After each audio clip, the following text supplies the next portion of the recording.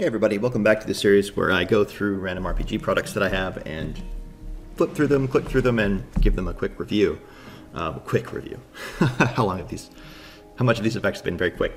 Today I'm going to be going through Crown and Skull, which is an RPG product by Runehammer Games. Hank Infernale over at, it used to be Drunkens and Dragons, now it's Runehammer. Really excellent channel, and he's developed a lot of great products over the years, including ICRPG, which I reviewed recently. Crown and Skull is his new game, his new offering into the RPG sphere, and it is really cool. It's really unique, very different than any other RPG out there, which makes sense. It has touchstones to things that we were familiar with before. Some things that I really like, some things that I don't like so much. But overall, this is an incredible offering, and I think it's worth getting for the advice that he gives in here, which is again very practical.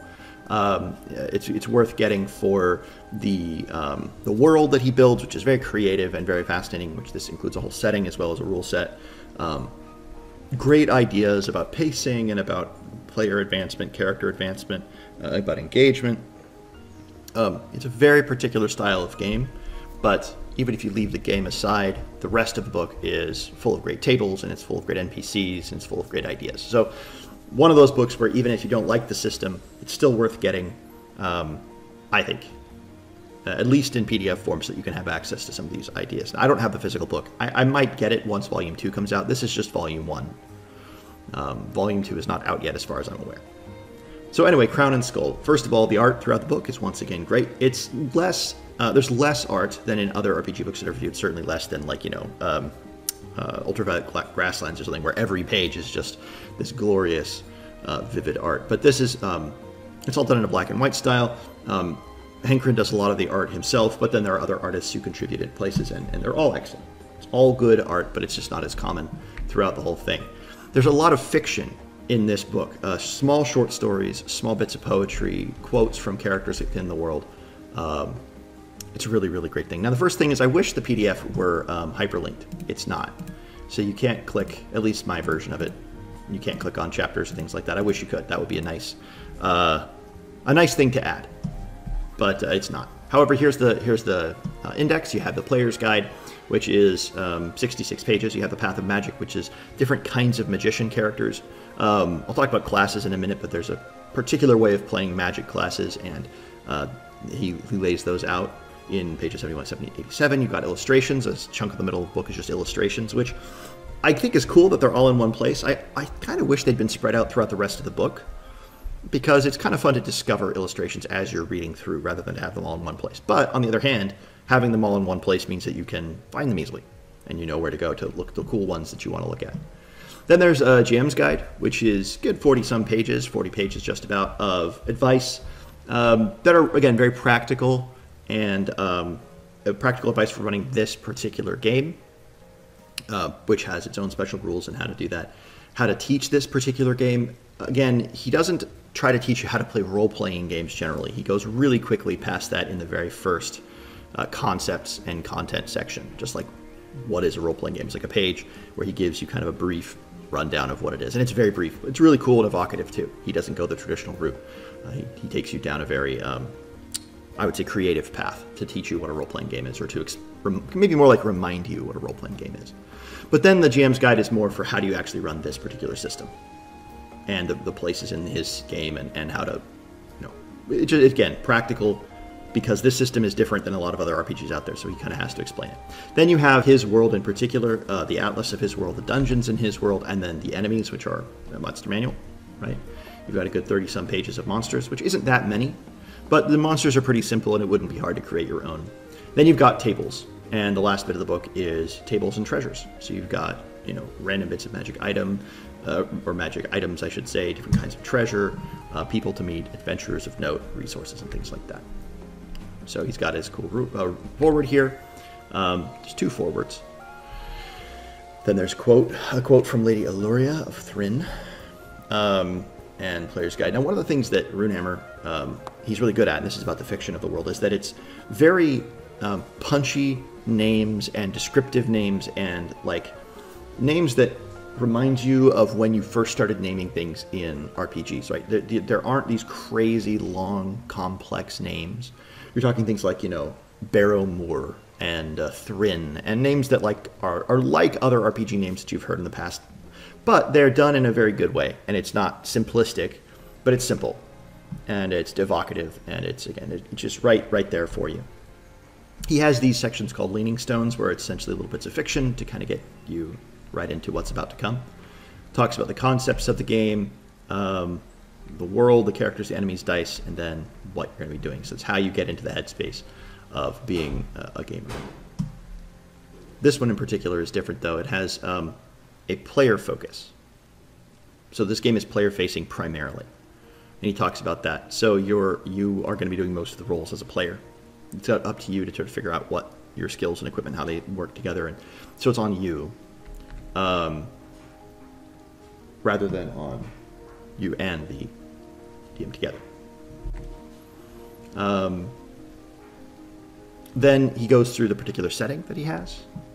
And as you can see, there's a lot of text in this book, but it's broken up into these small chunks, so it's not like you're reading huge paragraphs on each topic. Rather, here's a brief description of this, here's a brief description of that, here's a brief description of that. But there's a lot of those brief descriptions. So you kind of get through it. Now, one of the things that makes this book unique is the crown and skull mechanic. It's this irrevocable choice, revocable choice. But at some point in the game, you simply just get to a choice you as a player have to make, whether you're going to follow the crown or the skull. And essentially you get different abilities and different quirks and different traits if you pick crown or skull, and you have to kind of pick one or the other. If you don't pick either, then you kind of make enemies of both, and you don't get all these extra benefits and stuff, and it's kind of unclear what would happen to you in the world if you refuse to choose. It also is it's a very meta thing, right? You're going to choose one of these two paths that has sort of in-game consequences, and people recognize those consequences in-game, whether you're following the crown or the skull. So it's a little bit like, you know, if you go to like Kryn or the Dragonlance, you have the orders of wizards, and they have to pick the different, you know, colored robes. It's a little bit like that, but it's for everybody. And it's when they when you become an important enough person in the world, you're either expected to follow the crown, and if you don't follow the crown, then you're going to be one who follows the skull, kind of be a loner. So it's particular to this world. You could adapt it to your own worlds. But that's one of the things that makes this book interesting, and some people might like it, some people might not, is that, again, the mechanics are woven into the actual fiction and world of the game itself. Magic and this crown and skull thing. So if you wanted to adapt it to your own world, you certainly could, but you would have to do some adapting to the actual system, or to the way at least it plays out. You get hometowns, and this game gives you 3 possible starting locations. Now it says Crown and Skull is a bit different in that players can only begin the game in 1 of 3 possible locations.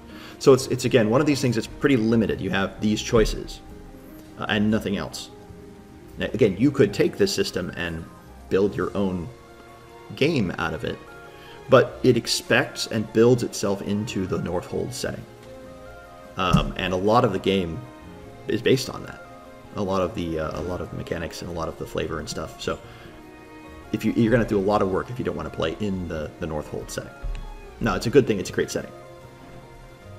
Another thing that this game does is it has this idea of phases, where everything is broken up into phases. Monsters always act on phase 1, 3, and 5. Players can choose what phase they act in.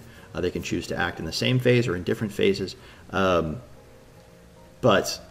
you kind of have to respond in terms of phases. So it's a very, again, static game. It has a feeling almost of like a video game RPG or something, where there's like a built mechanic and you kind of find yourself into it, and it's not natural in the sense that it's not it's very clearly a game, right? But it's a game that makes a lot of sense, and it's a game that's a lot of fun.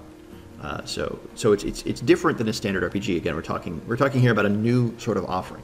Anchorin doesn't feel the need to offer another flavor of the same game that we've played a million times. This is a different game. It's an RPG, but it's a different kind of RPG. Now, as I said, it's player facing, and one of the things I don't like about it so much is it's a roll under system. You're rolling under your values. Now, the way that he does it, it's very clearly you have these modifiers that are going to be happening. You get pluses or minuses to your rolls, and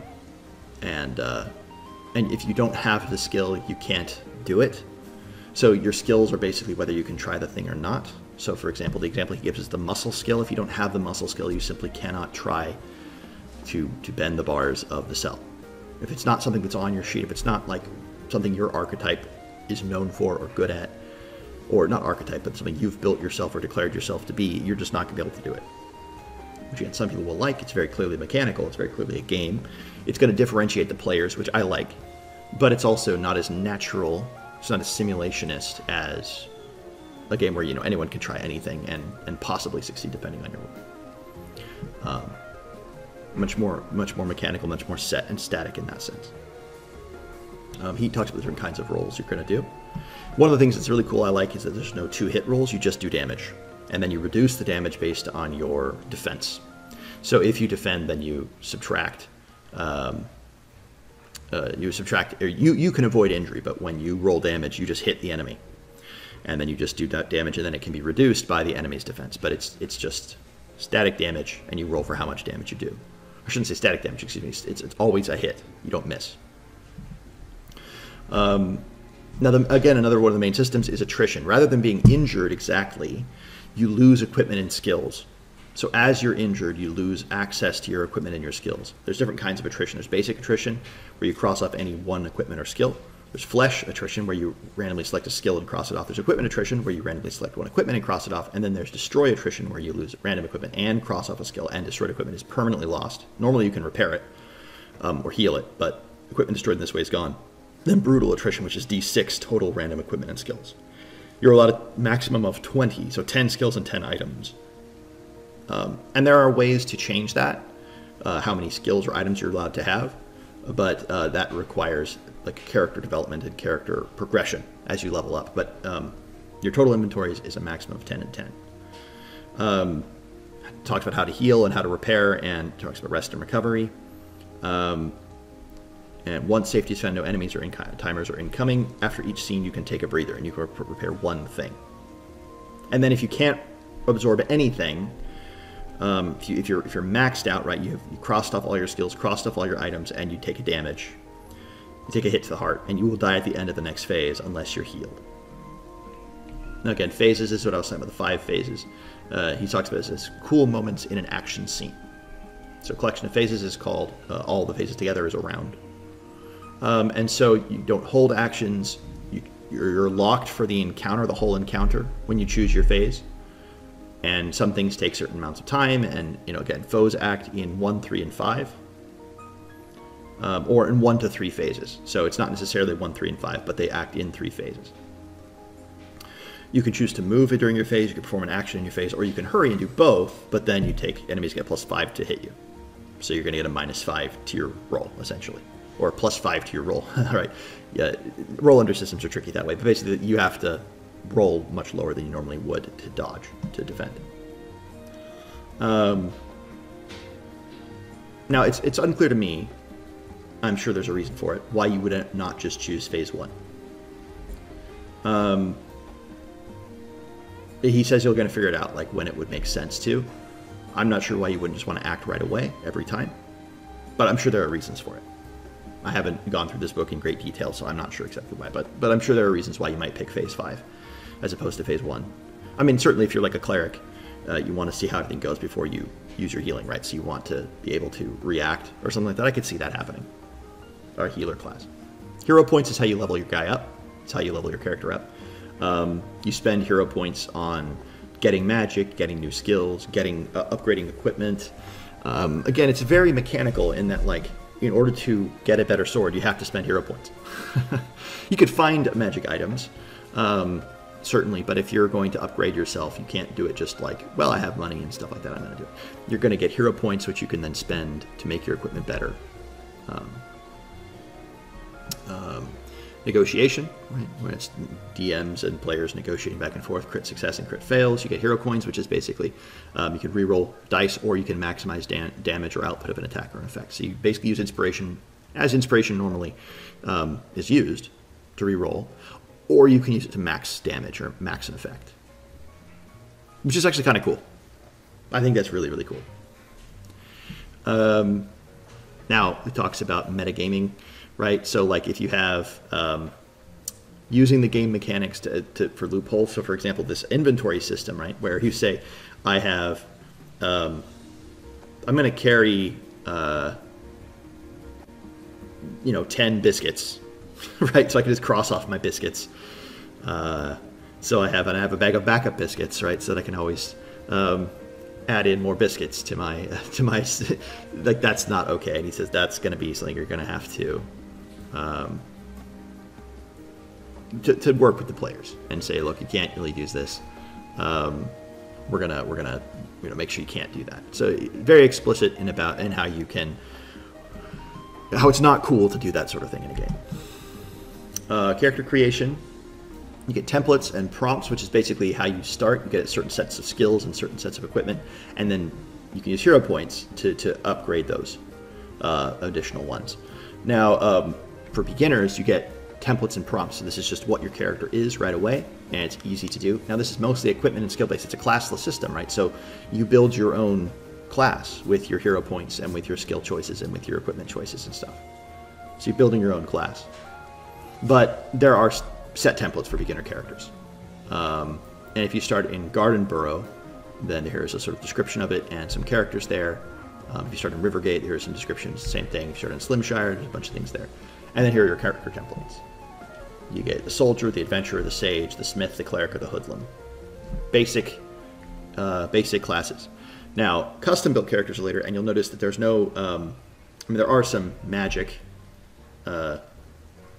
Sage and Cleric are sort of magic classes, but they're very simple magic classes. And then you get custom characters with these prompts. So IMA, and then you roll a d20 if you want, or you can pick. Or you can create your own completely. Equipped with, and it tells you what you have there. And basically just sort of a general description of it. So you can know where to go in building your character. And you have some background material here and some current material here. And this is how to do it. You start with 50 hero points, you choose your flaws, and you can maximize 2 and 4 throughout. And every time you take a flaw, you add 5 points. So basically flaws are entirely optional, but you add flaws to your character, and you get more hero points to spend on other stuff. So you can kind of min-max a bit. The same thing with core abilities. You deduct 15 points for its acquisition. So to get a core ability, you have to spend a whole bunch of points. And then skills, you can roll randomly for your skills. No skill can be higher than 18 or lower than 3. Skills are purchased at a 1-to-1 point value. So you could start with an 18 in something. Now keep that in mind, though. You can cross that off with 1 failure, right? So if you get injured, if you put all of your points into 1 skill, yeah, it's an 18, but if you ever take damage, that's gone. So you've just lost that skill you've put all of your effort into, all of your hero points into. So it makes sense to sort of spread things out a bit. And then you get to buy and customize your equipment, or scratch build your own spells, and acquire companions. Your companions also are people who work with you and act on your time. So here's some flaws, right? It brings an actual mechanical penalty to your character. So it's not just like a general thing. Some of them are, I suppose drunkard is a general thing, right? But an employed is like something that's up to the DM. But like take sickly, you are born frail. Survival and resist skills cannot exceed 9. So if you ever take those skills, you can maximize them at 9 if you take this background or this flaw. So some of these flaws seem way more obviously bad than others. So if you pick drunkard, the DM is going to either you're going to play that up and it's going to affect your play, or the DM's going to have to step in. GM is going to have to step in and change things about you. Here are your core abilities. Each of these costs 15, and again, you can be a battle master, a mountaineer, an uncanny shot, and you can mix and match these, right, and give yourself more core abilities. Well, it says actually a character can have only 1. Okay, so you can only have 1 of these. This is sort of your class, if you think about it that way. Battle master, or a druid, or an empath. Go unnoticed, a stealthy guy, a veteran shot, veteran commander. And then here are your skill lists, right? And you can do them 1-to-1. You can have a maximum of 10 skills total, but you can go from 3 to 18. You have to spend at least 3 points to get one, and a maximum of 18. And you can upgrade them as you get hero points. A whole bunch of skills, basic equipment list, and it tells you what it does. Torches, which is 3 count, snap light, burns for 1 scene. It takes 1 point to start with 1. So there's no money. You don't buy equipment. You buy equipment with hero points, and you get hero points for your quests and rewards. It's abstracted. So if you find a big treasure chest of gold, it's not actually going to do anything in terms of spending it, except it might give you hero points because you completed a quest or something like that. The hero points are how you do everything. It's how you repair your armor. It's how you upgrade your character. It's how you buy new equipment. Everything costs points, hero points. Different kinds of suggestions for custom equipment. And here's gear effects list. You can, make your equipment better, make it lightweight, or make it bleed, or make it cold forged, or you can limit it. Right? So you can say that this is a stolen thing, so the owner of this gear forces law will hunt you down, or it's breakable. On a crit fail, minimum damage roll or special damage that just goes to pieces, it breaks. So you get more points for picking those sorts of downsides. Then you can upgrade your gear with hero points. And then you can create your own spells. Same idea, basic cost for the spell, and you can make your own spells. Some spell effects can increase it, some spell effects can decrease it. Spell limitations. So you can use unstable magic or infernal magic. Then you can acquire new spells and ways of doing it. What magic costs. Here are companions. Again, you get 3-point companions, 5-point companions, or 12-point companions, and it has what they do and how they work. And then you can give them skills. You can upgrade your companion, or you can limit your companion to get more points. So there's a lot of character creation. Min-maxers, build characters. People who do builds are going to love this system. Players who love building their characters out are going to love this system. And then there's some races: humankind, elven, stout, proudfoots, and frogkin. I think stout folk are basically dwarves, by the ill-mannered. And then the proudfoots are halflings, right? So there's humans, elves, dwarves, and halflings, and then there are frog people. Frogkin. And there's another way of doing character creation, which is called the discovery method, which is where you start with just very little information, and as you play the first session, you start to remember things about yourself. You start to get random skills. You find random items. It's a little bit like a funnel, but you don't. There are very particular things that the GM has to do, right? A location, a condition, and a time pressure, and you got to push through it, and then at the end of that adventure, you will have come to your memories again. You'll found your past, your origin will be revealed, and over the course of that session or the next few sessions, you'll start to remember more about yourself, and you start to get your stuff back. As you do mighty deeds, you get hero points, and then you can spend those deeds, basically after you've done a certain number of deeds, you start to get renown, which is sort of like you get titles and levels and things like that. It's a way of thinking about your levels. Crown and Skull, here is the namesake of the system, where you choose the crown or the skull, and it's a big moment. It's kind of a meta moment. When you've accrued 25 hero points as leveling up, this happens to you. And it says, for the GM, you are charged with weaving this choice into the campaign naturally. So this is this is a thing you have to do for this system to make a ton of sense for it. It's a really cool part of it, but you have to make sure it makes sense. The characters are going to have a choice, and it's going to be either this choice between the crown or the skull. And if you choose the crown, it's protectors, knights, heralds, well-being of the realm, sanctity of life, upholding codes, honor, decrees of kings and queens, to serve as the beacons of truth and loyalty. You kind of become this in old D&D terms, you're choosing law. And then if you choose the skull, you will spare no method or dark power to see your deeds done. You swear allegiance to no one. Walk the world as a masterless rogue. Choose your own wisdom over the laws of the kingdom. It's more like chaos, but not old school chaos, more like 5th edition chaos. Free to choose your own path. You'll be honored by some who stand defiant and self-contained. And so you pick one or the other. And if you don't pick either of these, then it just says basically no one will trust you. It's a bad thing. It doesn't make sense. You're not supposed to do it. But you get hero points, you get particular skills, you get a particular equipment at no cost, and it's really good equipment, really good skills either way. You get a ring of Anvil's Light or a ring of the Skull, and then you get this Crown Sworn Flaw, or this Ronin Flaw. So you get a flaw that holds you back a bit. You have to do specific things now. Here are the Crown skills and the Crown equipment. Here are the skills and skull equipment. And then here are famous people in the game, in the setting, who have their own location, why they're known, and what they want the players to do for them. And there's a whole bunch of characters and villains, and they have their own quests that relate to them. So heroes and villains the players can run into in the system. And then here are some guilds and trusts and orders in the world. Some really cool ones. Again, the fiction of this world is really good. Really, really evocative. It draws you in. The Path of Magic. Here is a system for how magic works. You have the Wizard Star, Fallen Ancient One, Demonologist, Scribed in Flesh, you have Divine Magic, Holy Path, Wild Magic, Anti-Magic. Now, I'll turn to the illustrations page, because there's some really cool illustrations in here. Magic is a very complicated system, and he warns you basically. He's like, if there are things that should stop you from picking Magic. If you're not interested in being complicated, if you're not interested in this harder way of playing, then don't pick a Magic using class. Build a cool build with the other stuff you have. But if you're interested in using Magic, because it is more complicated, then here are some ways of doing it. And so he has the different paths, the different origins, and they're sort of focused in ways of building your character. You have to do certain things. You have to pick certain things. So if you want to be a Magic user, it's a bit more structured. You can't just add in. I mean, you can kind of sort of add in Magic to any other class build, because you certainly don't have to use all of your hero points on the Magic stuff, but you have to spend a certain number of them on certain things.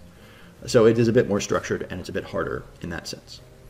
Garden Burrow, piece of art for it, really cool. River Gate, again, really cool. One of the cool things about this is that when I look at the different locations, right, Frontier 10 of Slimshire, I kind of want to play in them all. So he did a really good job of actually presenting cool starting locations, because they're all good. They're all iconic, classic D&D starting towns, and I'd want to do them all. Again, the fiction in the world is great. There's the Bleeding Tree. There's Pinnacle of Dragon Tooth, which is this really cool precarious hang. Here's a member of the House of the Heron. It's a really cool piece of art. I think that one's awesome. I'm not sure what kind of creature that is, but I kind of want to play one. Here's one of the frog folk, the Emperor Crococame. Here is a dragon, Varanax the Ancient. See, I mean, the names are very, like, old school. Lord Royce the World Drinker. He's a vampire, I believe. Asgar's Ruin. Castigar, Valerius, and Tares, patron saint of the Holy Order. There's the north entrance to Rune Minir. A collection of herbs. South Watch, which is another place. Ruin Moor. Again, Ruin Moor, like, it's a very evocative name. It comes from the early eras of D&D. It comes from our early kinds of campaigns. Caligos, the River of Blood. And then the DM's Guide, where he gives advice about this, like 1,000 assumptions. How you should understand all of these details, how you should do hero points, what you should do in each of these scenes, how to teach the game, and how exactly to explain this particular game, which is cool. I think he gives you like a little cold open what you're going to be doing in the game. So really simple setup, conflict, and wrap up to the tutorial scene. This is how the game works. Let's do a very quick first session where we're going to explain the game and how it works, and then we're going to make characters for a full campaign. It's a really cool way to start off. And what you'll be doing in this game as a DM. And again, I like that he's paying attention to this particular system. He's not talking about D&D or RPGs generally. He's not saying, put yourself in the mindset of a... He's like, no, this is how you run this system. Which is really good. Attrition, deep dive. How does attrition actually work? Who goes first and how that works? Nuances in the phase, right? Phase 1 is less awesome than it seems. Phase 4 is deadly, deadly, deadly. Because if you get hit in Phase 4, there's no time to rescue the character because you die in Phase 5. So if you die in Phase 4, if you get hit and go to 0, it's deadly, right? Things like that, which you might not have thought of initially. So maybe a cleric going in Phase 4 or 5 is really important. Which, actually, now that I'm thinking about it, makes sense of why you would pick Phase 4 or 5. And figuring out enemies, right? Okay, these orcs always move in Phase 3, and it has a brutal Phase 4 cleave, right? Like, that's awesome. You can start to learn enemies and plan your characters around them, knowing their abilities and their phase actions and how they move and when they move. That's really cool. Here are some status effects and what it might do to you. Hex roll. There's a hex roll atlas section where you get a bunch of random stuff happening. He says, trust it, lean into it. What about the story? And he has a sort of central thesis, which is the story of a campaign is an emergent series of ever-escalating ideas and eloquent outcomes discovered session by session. That's the story, and it's something I 1000% agree with. Even though I'm running, Curse of Strahd right now, which has a much more solid story, it doesn't really have a solid story because I don't know what the players are going to do. I don't know even what the NPCs are going to do. I vaguely even know sometimes what the NPCs are or even what they want. That all changes session to session because the players do stuff. And I realize, it would be way more cool if this is actually what's going on. As long as you don't contradict yourself, or as long as there's a way to explain your own inherent contradictions. I think it's a way better way of doing it than saying, okay, here's my story that the players are going to play through and see. Tactic dice, which are really cool. You have a simple, what does the enemy do? I roll to see what they do. So I have a tactic dice. That way I'm not choosing every time what's best or what's worst. It's up to the dice. I don't have this fudging behind the scenes thing going on. Rolling for answers, how you should set up a session, how you should set up an encounter, how you progress heroes, the energy and how to keep that up at a table. Now this is where he starts to get into more general advice, but it's good advice. It's not as practical, it's more general. It's less I'm less keen on this sort of advice, but it's good advice. And it's not, it's very much like he says. Dream state is an interesting sort of idea. When you're thinking about your game, how to hint crown and skull at the players, things like that. And then prompts for, again, story leads, adventure starters, or read alouds for the different characters, the different places in Garden Barrow, Rivergate, Slimshire, the dungeons, and the different things here and what might be there. But it's very, very, in a sense, very basic. Mastering the Mapless, Stormpoint Asylum, and all the different locations within it and the different kinds of creatures within it, and then the Atlas of the World. I'm not going to go through the details of the Atlas of the World.